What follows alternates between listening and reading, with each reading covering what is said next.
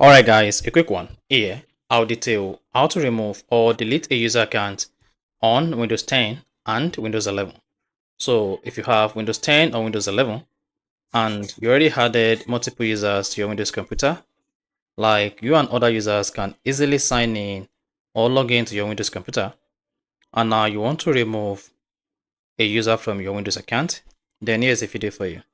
So if at the end of this you found this often informative, please don't forget to like and then subscribe.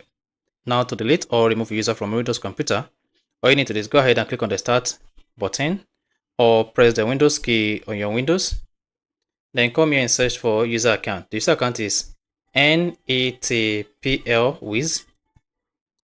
Then either right click or left click on it.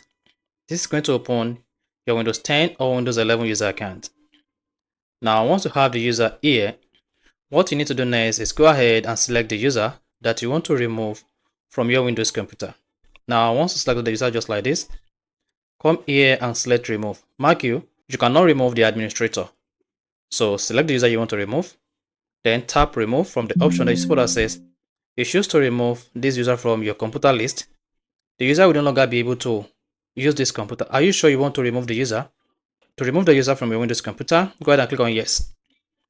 Then you should see the user removed.